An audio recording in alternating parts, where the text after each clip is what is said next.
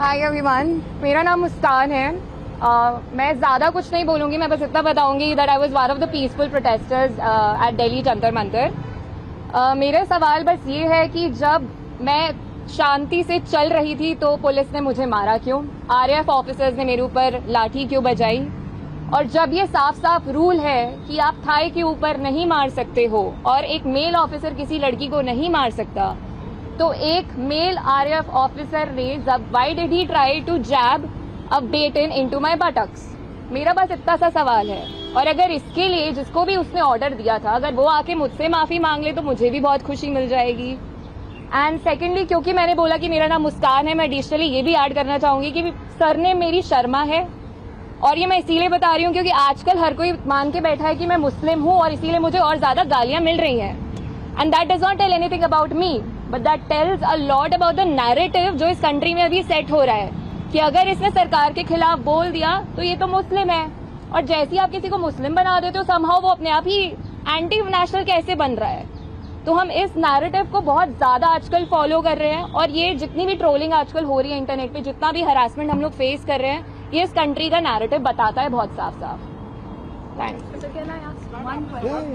आप सब लोगों से सवाल है कि आप कह रहे हो इंटिमिडेट किया जा रहा है, आप कह रहे हो डराया जा रहा है, आपके ऊपर एक्शन हो रहा है, even then you are standing here, what makes you standing here? No, but I want to say something else. Yeah. Which is even more powerful. Yes. That there are young people who are standing here in front of India's press. But Amit Shah and the Prime Minister don't have the courage to stand here.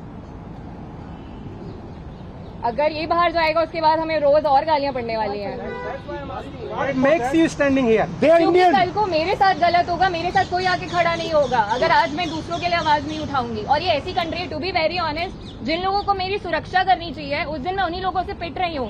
So as a woman of this country, please tell me where am I suppose to go to for my protection. मुझे बस आप इतना बता दीजिए। Just 1 second. One second. मेरा बस एक सवाल है जो भी ये देख रहा है उनसे, क्या जस्टिस आपको सिर्फ तभी मिल सकता है जब आप कोई कॉन्स्टिट्यूशनल वर्कर हो, या आर्टिकल 14 के हिसाब से जस्टिस सबके लिए इक्वल है? ये मेरा सवाल है। So no. Last thing I want to say. 1 second.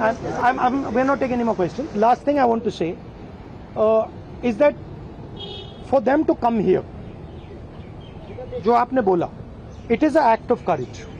It is not easy for them to come here. They are facing harassment, they are facing violence, they are facing torture, and I am very proud that they have the courage to speak so eloquently, so beautifully about what they are feeling. And these are exactly the type of youngsters that this country needs.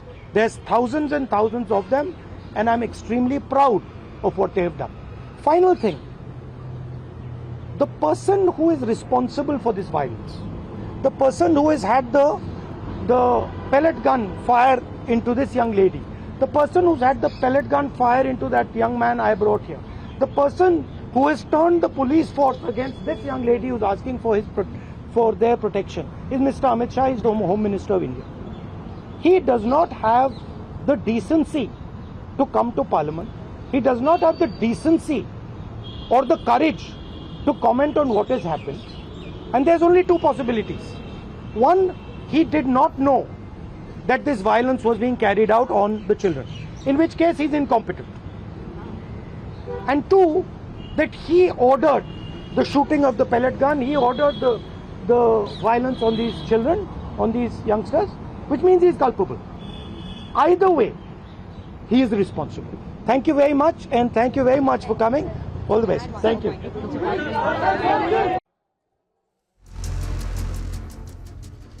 तो राहुल गांधी दिल्ली में press conference करते हुए और सरकार पर, छात्रों के मुद्दे पर एक बार फिर से घेरते नजर आए।